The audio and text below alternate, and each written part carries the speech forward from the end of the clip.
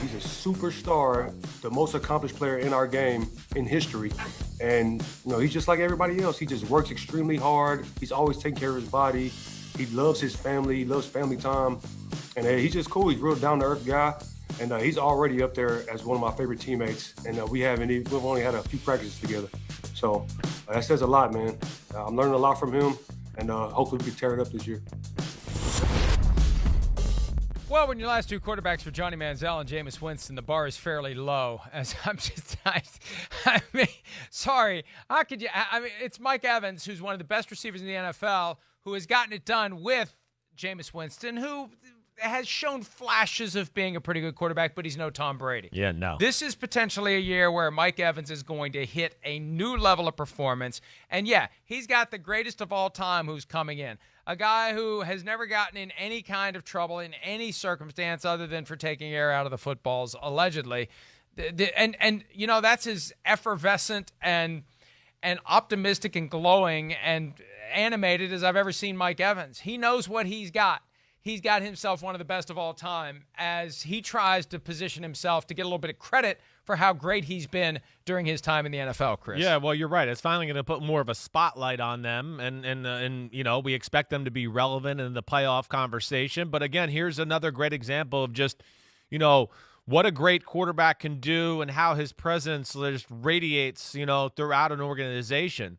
Yeah, he holds himself to a standard.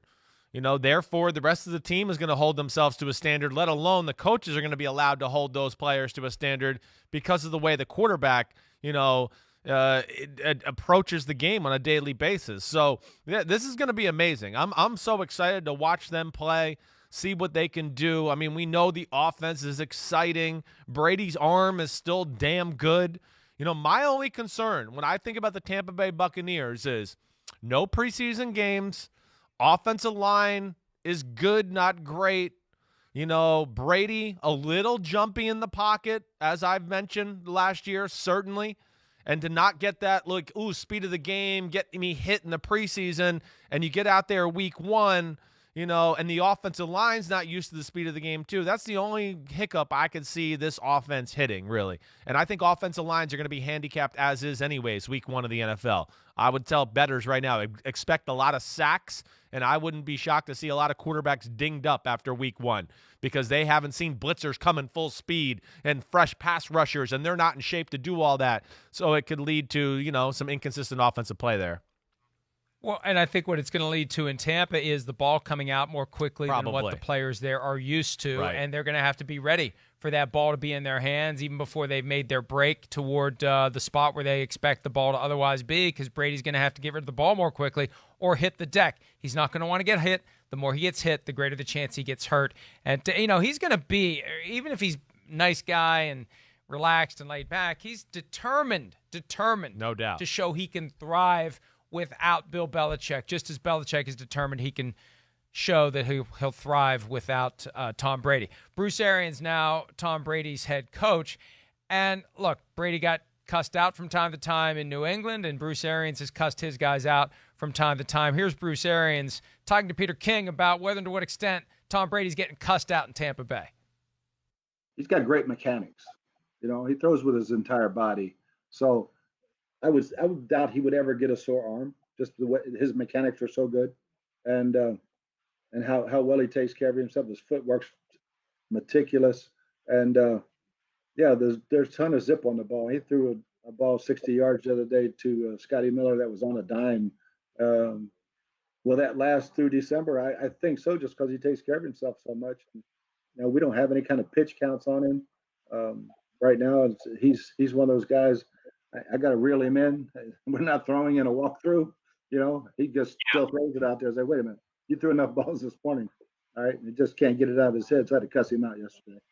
Yeah. So you had to make him stop after a while? Yeah. I had to call him an ugly names and quit throwing the damn ball in the walkthrough.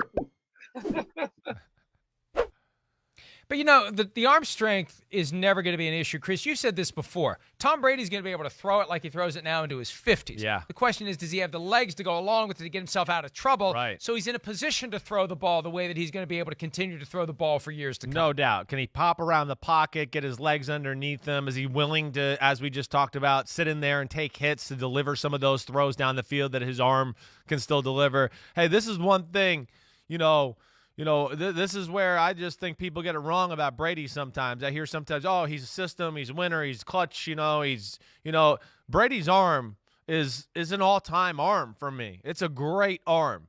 He can do it with ease. And like as you heard Bruce Arians say there, mechanics are good, and the way he throws the ball, he is one of those guys that could throw 300 passes every day, day after day after day, and never have an issue. Now, you can get worn out that way, and I think that's where Bruce Arians is going like, hey, man, chill. You're good. You don't need to throw these extra 70 balls during the walkthrough period right now because, yeah, it could take a little, juice out of your arm if you continue to do that all the time. But he's going to push the envelope, Brady. We know he is, and he's a perfectionist that way. That's what's made him great. So it's cool to hear those stories, but I do think that is one thing that does not go talked about enough. Brady's arm is special, and it has won them games and Super Bowls. It won them the first Super Bowl. It won them the Super Bowl against the Atlanta Falcons. It almost won them the Super Bowl against the Philadelphia Eagles. His damn arm is really damn good and doesn't get enough credit. And the brain is something we can't overlook. He No. has seen everything. He said this after they beat the Falcons in Super Bowl 51 several years ago.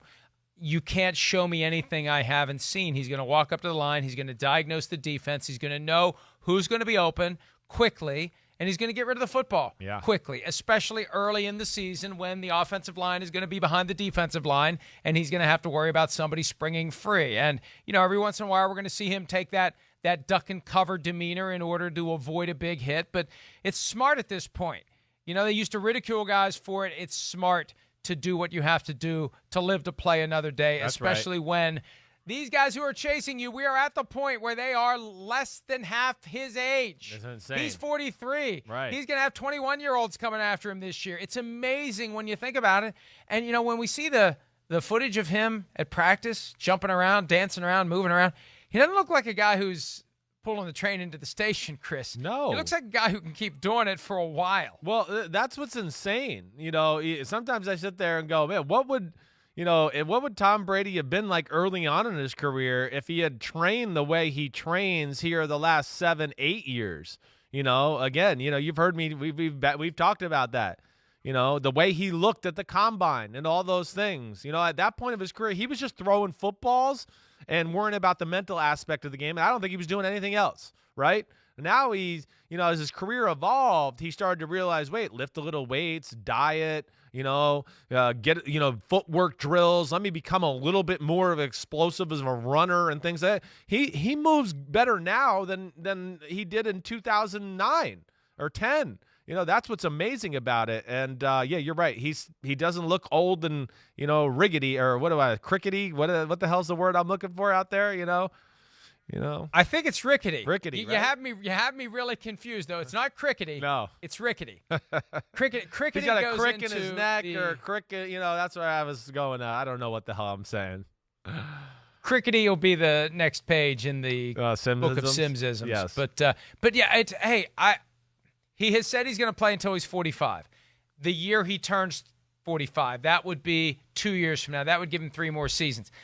I'm not ready to bet the under, and if anything, I just think he keeps going. If he finds a comfort zone, if he can balance everything with his family, if he can convince his wife, bear with me, I'm going to keep going for a couple more years. I just think he's going to keep going until he gets to that point where he knows he can't get rid of the football before he gets hit and before he gets hurt by one of those guys who will be younger and younger and younger while he keeps getting older and older and older.